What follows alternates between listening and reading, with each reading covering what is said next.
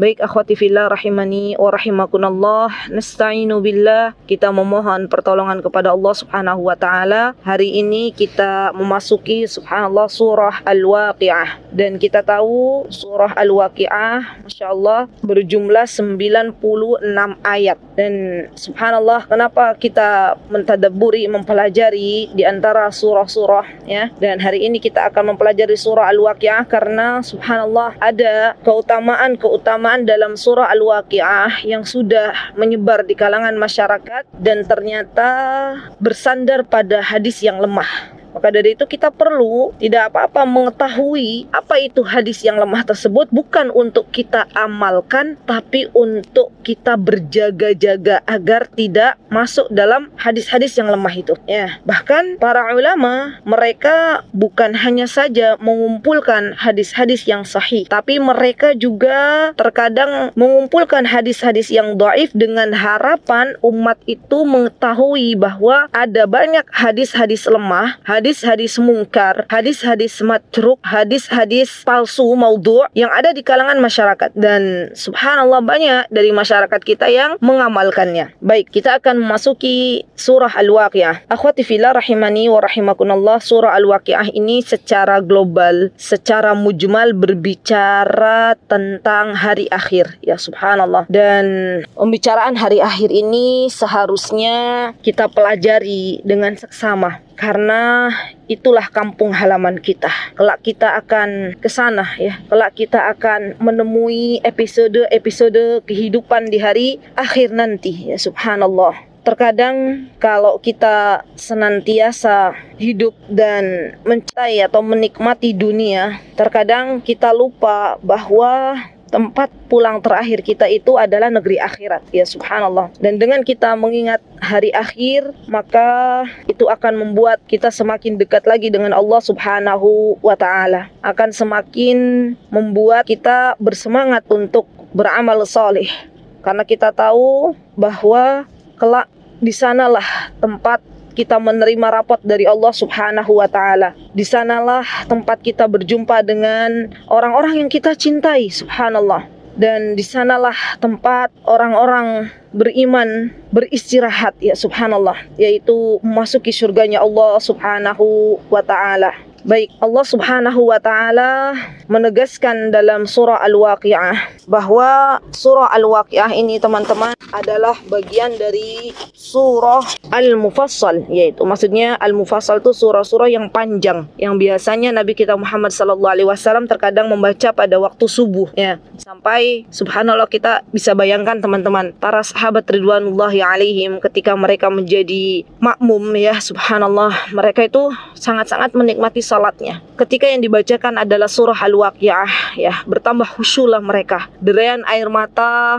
bercucuran ya Masya Allah, mengingat kehidupan akhirat, kehidupan yang akan kita semua temui ya subhanallah. Dan itulah imannya para sahabat ridwanullahi alaihim. Ketika ayat-ayat Allah dibacakan, bergetarlah hati mereka ya subhanallah.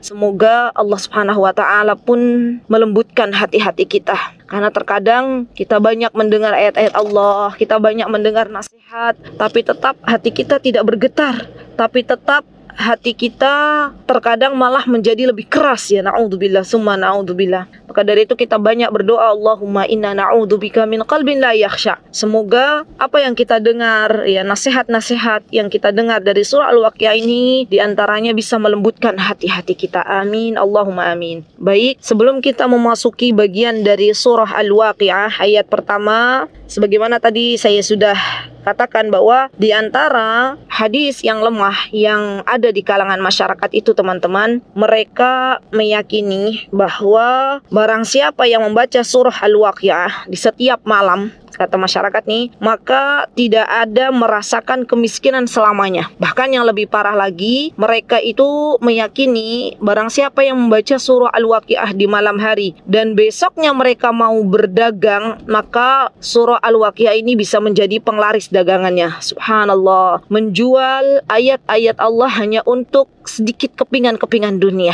Dan ini tidak diperbolehkan ya subhanallah. Maka dari itu pentingnya kita duduk di majelis ilmu, pentingnya kita mendengarkan ya subhanallah. Karena ketika kita tidak tahu, ketika kebodohan merajalela di dalam masyarakat kita, maka sesuatu yang didengar sepertinya itu adalah sebuah kebenaran. Padahal belum pasti sesuatu yang didengar itu adalah bagian dari kebenaran, ya subhanallah. Dan hadis ini teman-teman ternyata bukan bersandar kepada Nabi kita Muhammad sallallahu alaihi wasallam. Ya, bahkan sebagian ulama bukan hanya mendhaifkan hadis ini, tapi lebih dari itu mereka mengatakan bahwa hadis ini mungkar. Dan kalau kita tahu bahwa hadis ini mungkar, hadis ini dhaif, seharusnya kita benar-benar menjauhinya, ya, karena yang paling kita takutkan itu adalah ketika kita tahu bahwa sudah Allah beritahu bahwa hadis ini lemah, bahwa hadis ini mungkar, tetapi kita tetap mengamalkannya, ya subhanallah. Apa nanti yang akan kita katakan di hadapan Allah Subhanahu wa taala? Jadi jangan jadikan ayat-ayat Al-Qur'an ini sebagai penglaris ya dalam dagangan-dagangan kita, ya.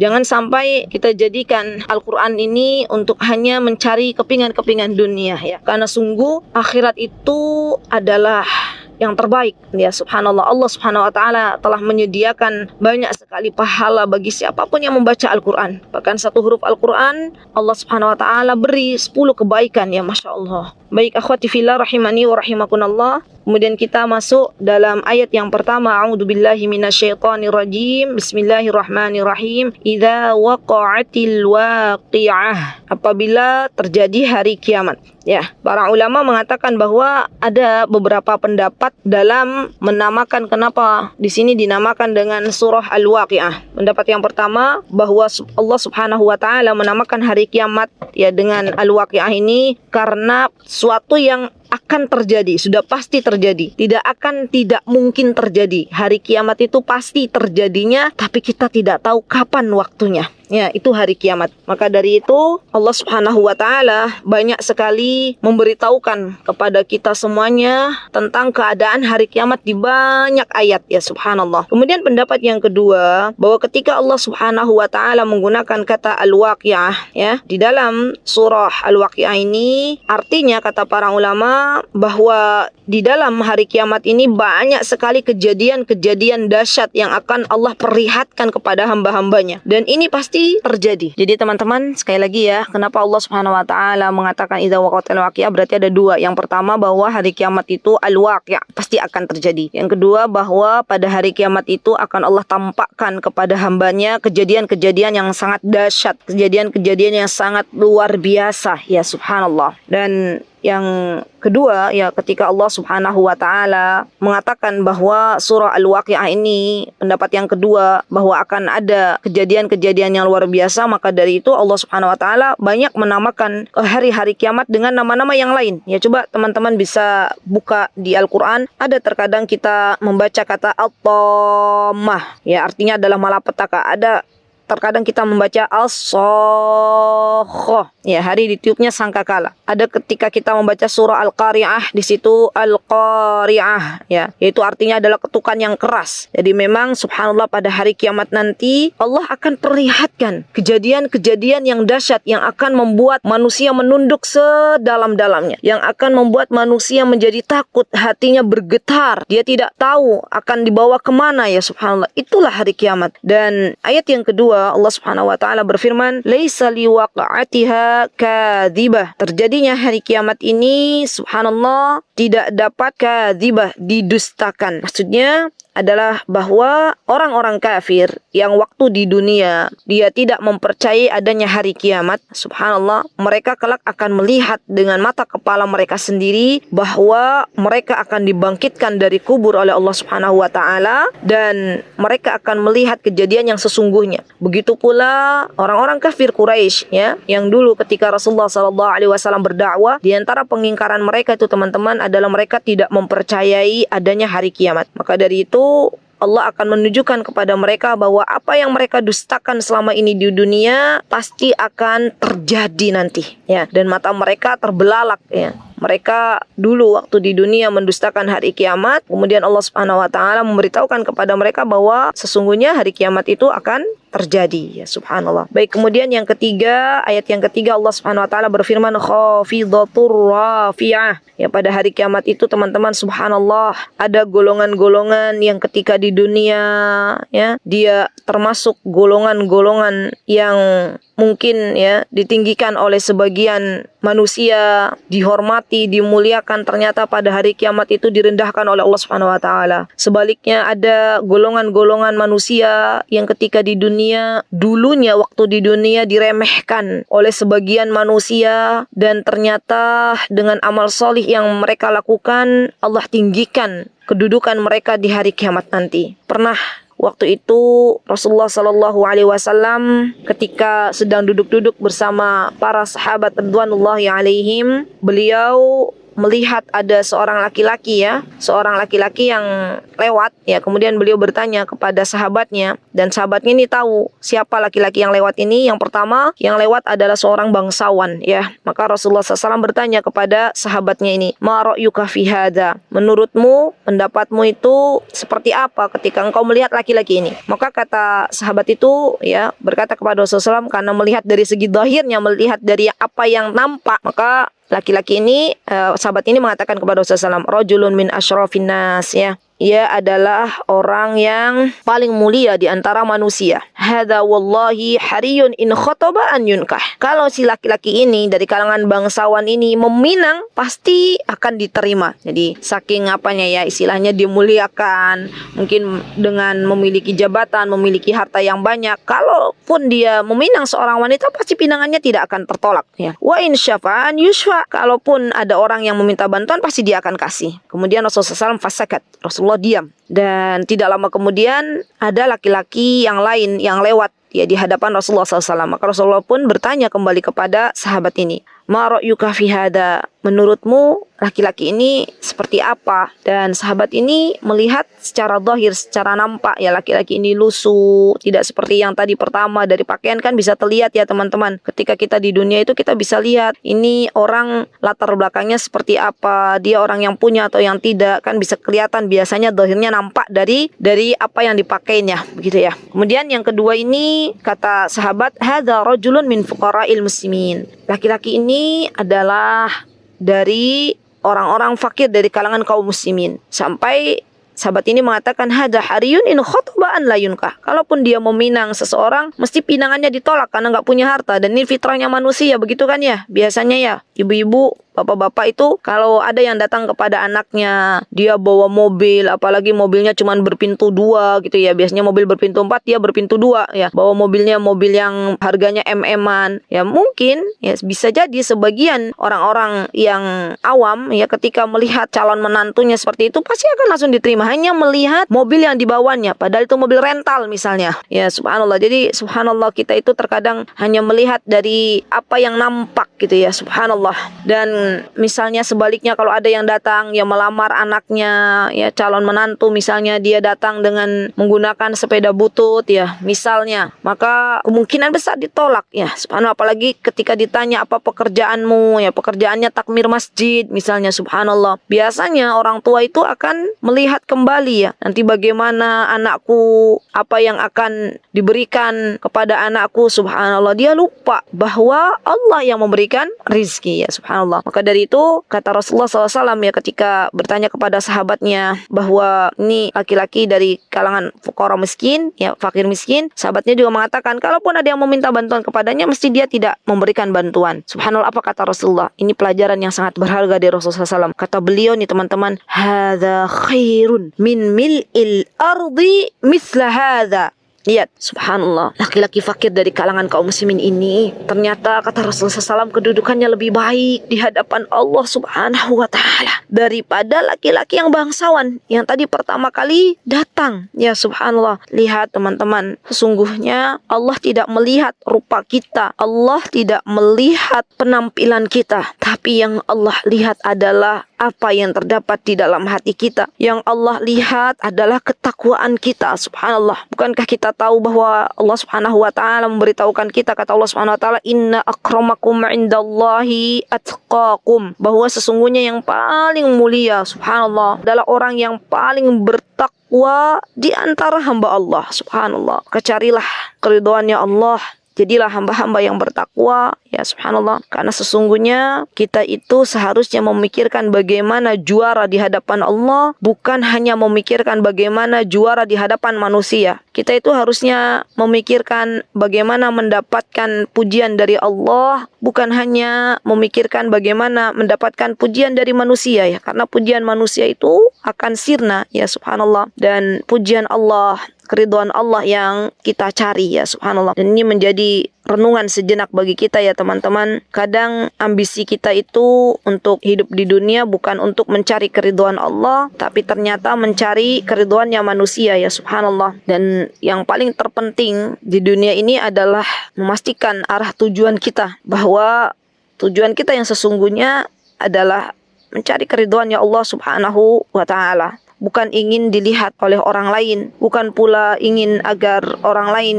menamakan kita dengan orang yang mulia, ya subhanallah. Karena kita tahu bahwa kalau kita sudah menjadikan Allah itu sebagai tempat tujuan kita, apapun yang kita lalui di episode kehidupan ini, kita akan melaluinya dengan penuh keridhaan, ya subhanallah. Baik akhwati fillah rahimani wa rahimakunallah. Kemudian kita akan belajar di ayat yang selanjutnya. Subhanallah, bagus sekali. Kita akan belajar bagaimana surganya Allah subhanahu wa ta'ala, ya. Sebelum itu Allah menjelaskan di ayat yang keempat, idza rujjatil ardu rajja, subhanallah. Dan ketika nanti pada hari kiamat itu bumi digoncangkan sedahsyat-dahsyatnya, subhanallah. Jadi nanti pada hari kiamat itu teman-teman ada gempa bumi yang luar biasa dahsyat, ya, yang kita tidak pernah terbayangkan. Mungkin kalau teman-teman pernah mengalami, ya, khususnya orang-orang Jogja tahun 2006, ya, waktu itu ada gempa yang luar biasa. Posisi kami ketika 2006 masih di Yaman, tapi kami tuh dengar, ya, berita dari keluarga kerabat kami di Yogyakarta bahwa subhanallah luar biasa mengerikan gitu, ya, dari gempa itu. Masya Allah, sangat-sangat banyak sekali rumah-rumah yang runtuh, ya, karena saking dahsyatnya itu gempa, ya, Masya Allah. Dan besok pada hari kiamat itu lebih dahsyat daripada gempa 2006 di Yogyakarta, ya, Masya Allah. Allahu Akbar, ya. Kemudian pada hari kiamat nanti juga di ayat yang kelima Allah menjelaskan wa bussatil jibalu bassa. Bisa dibayangkan teman-teman, gunung yang saat ini kita lihat begitu kokoh di dunia ini akan Allah hancurkan sehancur-hancurnya.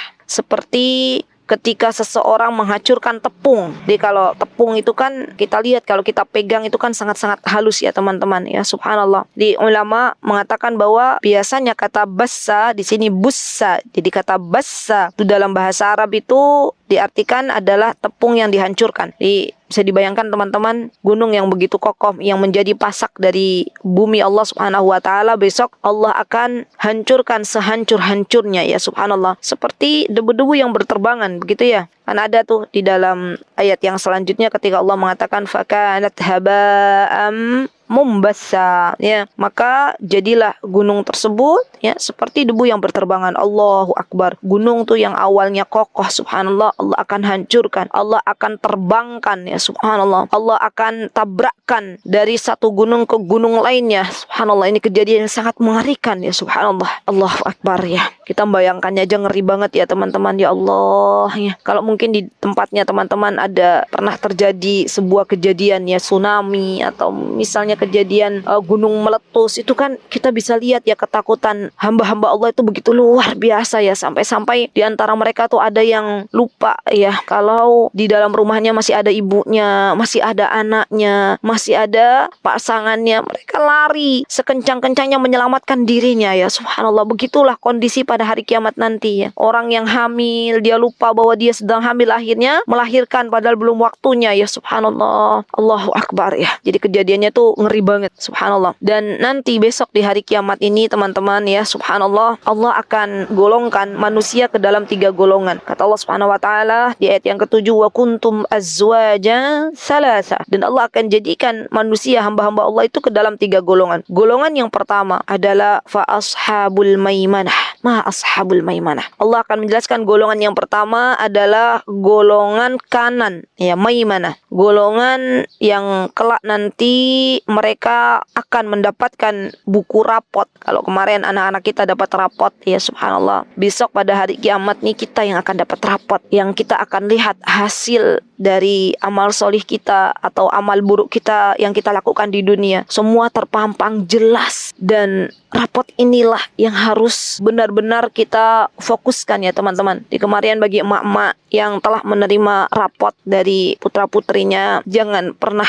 kita itu akhirnya berbangga-bangga, terlalu mengatakan bahwa misalnya putranya itu mendapatkan nilai tinggi disebabkan karena belajarnya mereka misalnya. Ya, misal lupa bahwa ternyata nilai akademik itu bukan tujuan utama untuk putra-putri kita menuntut ilmu. Begitu pula misalnya ada teman-teman yang kemarin menerima rapot ya dari sekolah, putra-putrinya melihat ternyata putranya itu atau putrinya ya belum mendapatkan hasil yang baik misalnya. Hargai mereka. Jangan, subhanallah, terkadang ya yang saya rasakan tuh emak-emak itu subhanallah pertama kali melihat rapot itu langsung yang dilihat nilai ya, padahal nilai itu bukan tujuan awal. Maka dari itu memang sengaja kalau di tempat kami tuh nggak ada yang namanya ranking-rankingan, kita sudah hapus. Kita yakin bahwa semua anak itu bintang, semua anak itu juara ya, dan kita berikan penghargaan sesuai dengan karakter mereka satu persatu. Kita observasi apa kelebihan baik yang Allah titipkan kepada mereka sehingga orang tua itu tahu mau menghargai kelebihan yang Allah berikan kepada anak-anaknya ya, subhanallah. Jadi ibu-ibu itu adalah rapat sementara. Jangan membuat kita cemas, jangan membuat kita terlalu berbangga, karena sesungguhnya rapat yang hakiki adalah kelak nanti di akhirat kita akan menerima rapot kita dari Allah Subhanahu wa taala itu dengan tangan kanan kita atau tangan kiri kita. Naudzubillah summa naudzubillah. Yang kedua adalah golongan yang menerima rapotnya dengan tangan kirinya ya, ashabul masy'amah. Yang kedua namanya ashabul masy'amah. Dan yang ketiga yang akan Allah golongkan adalah orang-orang yang terlebih dahulu masuk ke dalam surganya Allah Subhanahu wa taala. Ya, subhanallah. Orang-orang yang paling dulu beriman kepada Allah Subhanahu wa taala, yaitu as-sabiqun as-sabiqun. Ya, subhanallah. Dan kita berdoa kepada Allah Subhanahu wa taala ya, memohon kepada Allah Subhanahu wa taala, Allahumma ja'alna min ashabil maimanah. Ya Allah, golongkanlah kami semua yang hadir di majlis ilmu ini, Engkau golongkan ya dengan ashabul maimanah, golongan orang-orang yang kelak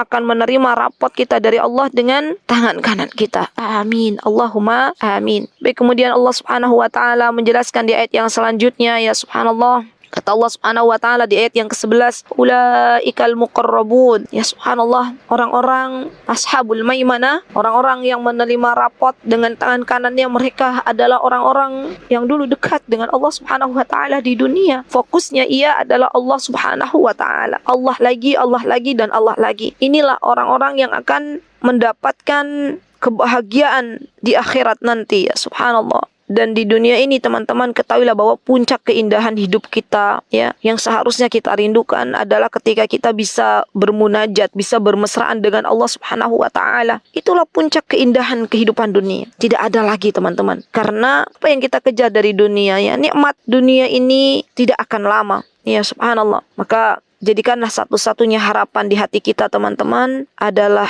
untuk menjadi juara di hadapan Allah Subhanahu wa taala. Semua pencapaian hebat kita yang kita raih di dunia ini pada akhirnya hanyalah kenangan dan mesti akan dilupakan. Tidak akan bisa kita bawa mati kecuali orang-orang yang ketika di dunianya dia menjadikan akhirat sebagai tujuannya. Ya, subhanallah. Dia dekat dengan Allah Subhanahu wa taala, maka kelak dia termasuk orang-orang yang berbahagia. Karena di antara ciri ashabul maimanah ini ketika di dunia saat ini nih, ketika kita sedang berada di alam dunia, ia termasuk orang-orang yang berlomba-lomba dalam kebaikan, dekat dengan Allah Subhanahu wa taala. Kemudian subhanallah, ketika di akhirat juga dia akan didekatkan oleh Allah Subhanahu wa taala. Subhanallah. Jadi kedudukannya di dunia dan di akhirat sama, dekat dengan Allah. Dan Allah akan berikan tempat fi jannatin naim. Subhanallah, berada di dalam surga. Surga yang penuh dengan kenikmatan. Allahu akbar. Ya, dan kita akan belajar apa saja kenikmatan-kenikmatan surga, sehingga kita rindu untuk pulang ke surga Allah Subhanahu wa taala. Dan Allah Subhanahu wa taala menjelaskan sullatum minal awwalin wa qalilum minal akhirin. Subhanallah. Orang-orang ashabul maimanah ini teman-teman akan Allah berikan ya kepada orang-orang zaman dahulu ya, orang-orang yang mengikuti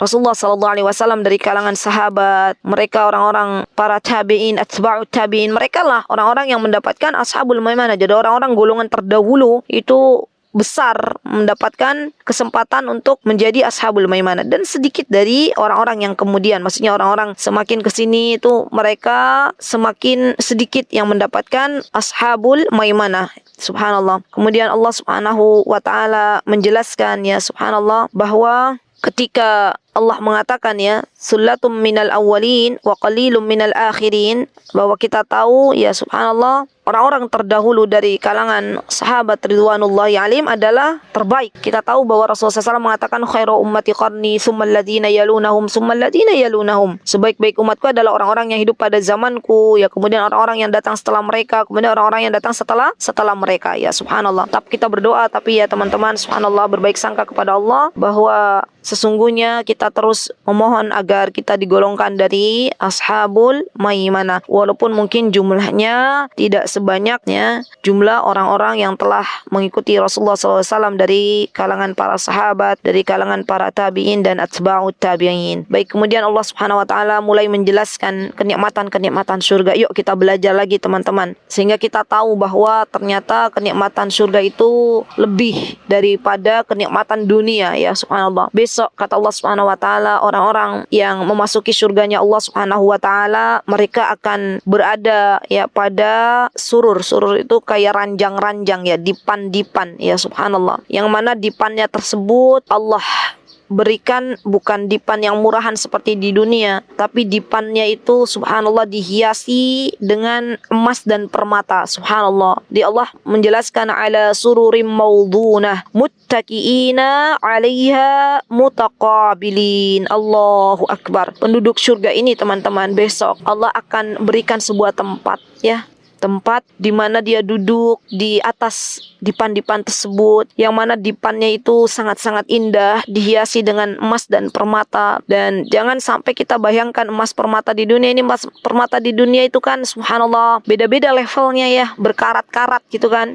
Dan emas di surga itu subhanallah adalah yang terbaik ya di antara emas-emas yang ada ya subhanallah. Dan tidak bisa kita bayangkan, mereka akan didudukan oleh Allah dengan berhadap-hadapan ya subhanallah. Di sanalah tempat istirahat orang beriman sesungguhnya ya teman-teman. Kadang kita merasakan di dunia ini berada dalam sebuah kelelahan, maka bersabarlah. Kalau kita bersabar memohon kepada Allah dan kita ridho dengan ketetapan Allah, maka besok ya subhanallah Allah akan berikan bonus untuk bisa istirahat di dipan-dipan yang dihiasi dengan emas dan permata ya subhanallah. Kemudian Allah menjelaskan tentang kenikmatan surga, di antaranya kata Allah Subhanahu wa taala, yatufu alaihim wildanum mukhalladun ya subhanallah. Allahu akbar. Jadi penduduk surga itu mereka dikelilingi subhanallah oleh anak-anak yang anak-anaknya ini bukan anak-anak yang terlalu kecil, bukan pula orang-orang yang sudah dewasa, tapi anak-anak muda yang tetap muda. Subhanallah. Lihat teman-teman. Jadi Allah itu menciptakan khusus pelayan bagi para penghuni surga. Ya subhanallah. Pelayan yang dia itu menjadi pelayan yang terbaik. Ya, kan biasanya kalau kita saja di dunia ya, ada pelayan-pelayan yang anak-anak muda itu kan biasanya gesit kan, sigap. Beda sama misalnya pelayannya itu sudah sepuh gitu kan. Yang namanya juga orang sepuh keterbatasan dalam bergerak gitu kan. Atau misalnya yang masih kecil yang dia nggak tahu harus melayani dengan baik seperti apa. Jadi memang subhanallah pelayan terbaik itu adalah anak-anak muda. Dan Allah ciptakan ini khusus spesial melayani para penghuni surga. Allahu akbar. Bahkan pelayan-pelayannya ini teman-teman, di ayat lain Allah sebutkan ya, orang-orang pelayan-pelayan anak-anak muda ini yang berkeliling melayani anak penghuni surga ya subhanallah, ka'annahum lu'lu'um maknun, seakan-akan mereka itu mutiara yang tersimpan. Allahu akbar. Kita emak-emak kalau mandang mutiara itu kan subhanallah ya, indah sekali ciptaan Allah ya, luar biasa, membuat mata ini terpana dengan mutiara yang begitu luar biasa yang telah Allah ciptakan. Nah besok di akhirat para penghuni surga akan melihat ya subhanallah pelayan-pelayan yang Allah ciptakan untuk mereka adalah seperti mutiara yang tersimpan.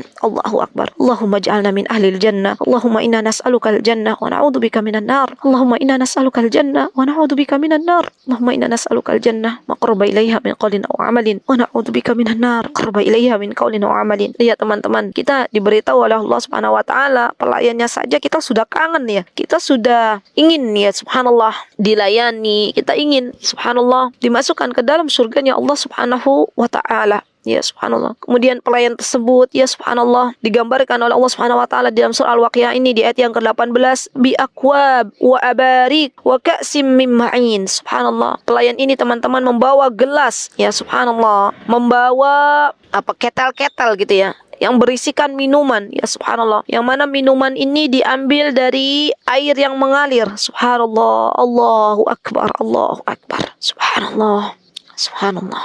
Dan kita tahu ya teman-teman bahwa subhanallah dalam surga itu Allah banyak menjelaskan. Kalau Allah berbicara masalah surga, di situ Allah jelaskan bahwa di surga itu ada anhar, yaitu sungai-sungai, ya subhanallah. Di ayat lain Allah menjelaskan anharum mimma'in ghairi asin, begitu ya. Jadi sungai-sungai yang airnya itu subhanallah air yang sangat segar. Teman-teman kalau lihat mata air saja, misalnya teman-teman pergi ya di dunia ini, ya subhanallah, mata air yang mengalir itu kan membuat subhanallah kita itu pengen minum gitu ya, saking luar biasanya air ini ya. Beberapa hari yang lalu saya dan keluarga Allah takdirkan naik ke atas ya, ke daerah Merapi itu subhanallah. Di sana tuh masya Allah airnya jernih sekali ya, mengalir itu teman-teman. Jadi nggak pakai sanyo lagi, masya Allah airnya kayaknya seger. Kalau diminum tuh rasanya masya Allah yang tadinya haus ya jadi segar kembali ya, masya Allah. Itu aja gambaran air di dunia ya. Bagaimana dengan di surganya Allah subhanahu wa ta'ala. Kemudian Allah pernah juga menjelaskan ya bahwa sungai-sungai di surga itu wa anharum min labanin lam yataghayyar ta'mu. Jadi di surga itu nanti ada sungai ya, yang mana sungainya itu adalah air susu yang tidak berubah rasanya. Allahu Akbar. Susu yang ada di dunia ini teman-teman, saya yakin ya rasanya masih ada rasa yang tidak enak ya gitu ya. Apalagi kalau teman-teman yang baru merasakan susu kambing gitu kan. Nah nanti di surga itu susunya itu subhanallah rasanya lezat ya subhanallah. Dan Allah menjelaskan juga bahwa di dalam surga itu ada sungai-sungai yang isinya itu adalah khamr. Tapi ingat, khamr di dunia adalah memabukkan, tapi nanti di surga khamrnya ini tidak memabukkan ya. Wanharum min khamril laddatil lisyaribin. Dan ada juga subhanallah sungai yang di dalamnya itu teman-teman masya Allah wa anharum min asalim musaffa, yang di dalamnya itu ada madu-madu. Madunya ini bukan madu palsu kan. Kalau kita di dunia itu kan ada madu yang ori, ada madu yang palsu begitu ya. Nah nanti di sana itu semua madunya ori ya. Semua madunya itu asli ya subhanallah. Siapapun bisa meminta kepada Allah agar diberikan air atau diberikan madu atau diberikan susu atau diberikan khamr nanti di surga ya subhanallah. Ini luar biasa ya masya Allah. Dan Allah subhanahu wa ta'ala menjelaskan bahwa nanti di surga la yusadda'una anha wa la yunzifun. Subhanallah, Allahu Akbar. Kalau ada penghuni surga meminum khamr ya dari sungai-sungai yang ada di surga itu, maka khamr ini tidak membuat kepalanya jadi pening, jadi sakit ya. Karena biasanya kalau khamr yang ada di dunia ini sifatnya memabukkan, sifatnya membuat kepala menjadi berat. Tapi besok nanti di akhirat subhanallah khamr yang Allah siapkan untuk para penghuni surga ini adalah khamr yang tidak akan memabukkan ya bagi yang meminumnya. Allahu Akbar. Kemudian Allah subhanahu wa ta'ala menyiapkan bagi para penghuni surga subhanallah wa fakihah. Subhanallah, fakihah, lihat teman-teman, buah-buahan. Artinya buah-buahan ini adalah makanan penduduk surga. Subhanallah. Wa fakihatim mimma yatakhayyarun. Buah-buahan yang kita bebas memilihnya, bebas memetiknya. Subhanallah. Bahkan memetiknya itu akan Allah mudahkan semudah-mudahnya ya. Kalau di dunia misalnya kita punya pohon di depan rumah kita atau di kebun kita, pohon mangga misalnya, kemudian kita mau memakannya kita butuh perjuangan gitu kan. Kita butuh perjuangan menaikinnya atau minimal kita mengambil alat ya untuk kita petik itu pohon ya subhanallah. Besok nanti di akhirat Allahu Akbar, Allah dekatkan sedekat-dekatnya. Kita mau apa saja dari buah-buahan Allah kasih teman-teman. Allahu Akbar. Siapapun dari kita hari ini yang mungkin ada kesulitan untuk bisa merasakan lezatnya buah-buahan yang ada di dunia, tetaplah memohon kepada Allah agar besok nanti Allah jadikan sebagai penghuni-penghuni surganya Allah. Dan kelak Allah akan berikan buah-buahan yang mungkin kita tidak memakannya di dunia ya subhanallah. Besok apa yang kita pinta dari buah-buahan Allah akan kasih ya subhanallah. Maka dari itu berbekallah dengan takwa, karena ini kunci di antara kunci kita bisa memasuki surga Allah ya. Di antara kunci untuk bisa masuk ke surga Allah adalah dengan bertakwa, dengan beramal salih, dan kita memasuki surga Allah pun dengan rahmatnya Allah subhanahu wa ta'ala. Subhanallah. Kemudian di surga juga Allah subhanahu wa ta'ala jelaskan walahmi thayrim mimma yashtahun. Allahu Akbar. Dan makanan penduduk surga itu subhanallah teman-teman adalah daging burung ya subhanallah. Lihat, daging burung yang akan menjadi makanan penduduk surga. Allahu Akbar. saya di rumah ya ada burung ya teman-teman. Kemudian kami perhatikan gitu ya. Subhanallah, burung itu subhanallah dari segi makan saja, Masya Allah, mereka itu makannya sedikit gitu ya. Kotorannya juga sedikit ya, subhanallah. Dan kita tahu subhanallah burung, subhanallah, Rasulullah menggambarkan ya tentang bagaimana tawakalnya burung. Jadi burung itu subhanallah dijadikan sebagai perumpamaan yang baik ya, subhanallah. Saya pernah ceritakan teman-teman bahwa di rumah kami itu ada namanya burung puter, burung dedekur ya. Itu kalau sebelum subuh itu burungnya subhanallah, Allahu Akbar ya, ribut bunyi gitu ya. Seperti kalau saya lihat ya subhanallah, mereka itu bertasbih kepada Allah Subhanahu wa taala. Allahu Akbar ya. Kadang kalau sebelum subuh kita perhatikan gitu ya, ocehan burungnya itu ada mematukkan gitu ya, kayak orang lagi sholat itu ya, subhanallah, saya subhanallah sampai subhanallah Allah yang telah menciptakan burung ini, Allahu Akbar. Dan ternyata subhanallah daging burung inilah yang kelak nanti menjadi makanan ahli surga, Allahu Akbar ya, subhanallah. Jadi kondisi penduduk surga yang kelak nanti akan dihadapkan oleh Allah untuk bisa memakan daging burung ya. Dan terserah monggo mau daging burung yang seperti apa, minta kepada Allah, Allah akan beri ya, subhanallah. Dan nanti di surga subhanallah wahurun 'ain, lihat besok nih di surga ada bidadari yang bermata indah, subhanallah, yang Allah sediakan bagi para penghuni surga. Ka'amsalil lu'lu'il maknun ya, subhanallah, Allahu Akbar. Sampai saking indahnya bidadari ini, Allahu Akbar, Allah mengumpamakan subhanallah seperti mutiara yang tersimpan, Allahu Akbar, yang belum pernah ada orang menyentuhnya, subhanallah, subhanallah, Allahu Akbar ya, subhanallah, subhanallah, subhanallah ya teman-teman. Dan kalau kita tahu ya bahwa subhanallah yang namanya bidadari ya, ini juga adalah keindahan ya, keindahan. Kalau ada bidadari di dunia ini kan disebut bidadari itu kalau indah gitu kan ya teman-teman. Maka bagaimana dengan bidadari-bidadari yang akan Allah siapkan bagi penghuni surga di surga nanti? Pastinya lebih indah lagi, subhanallah. Kemudian Allah menjelaskan jazaa'an bima kanu ya'malun, subhanallah. Ini adalah sebagai balasan atas apa yang mereka kerjakan, subhanallah. Jadi penduduk surga dia akan mendapatkan balasan yang setimpal dari apa yang dulu pernah mereka lakukan di dunia, subhanallah. Kesabarannya, ketaatannya kepada Allah Subhanahu wa taala, ini yang menjadikan Allah akan membalas dengan pahala surganya Allah Subhanahu wa taala ya, subhanallah. Dan insyaallah kita akan belajar kembali bagaimana keadaan di surga. Kalau tadi kita belajar makanan dan minumannya penduduk surga, insyaallah besok ya kita akan belajar tentang keadaannya penduduk surga ya. Dan subhanallah ini penting ya teman-teman untuk kita pelajari agar kita itu rindu, begitu kan ya. Kan kita juga pernah kan di dunia, misalnya kita mendengar misalnya ya orang baru pulang umroh atau pulang haji kemudian bercerita bahwa di Mekah itu subhanallah bagus. Biasanya kan mereka kan menceritakan kebagusan atau keindahan yang ada di kota Mekah atau Madinah, di sana merasakan keindahan yang luar biasa, enaknya luar biasa. Mesti kita yang mendengar saja kan pengen gitu ya. Baru itu diceritakan tuh kita pengen berdoa sama Allah, ya Allah, mudah-mudahan kau mudahkan ya saya untuk bisa berkunjung kota Mekah, mudahkan keluarga besar untuk bisa berkunjung kota Madinah. Itu kan baru mendengar ya, subhanallah. Begitu pula ketika kita mendengar bayangan-bayangan surga, begitu pula ketika kita mendengar keadaan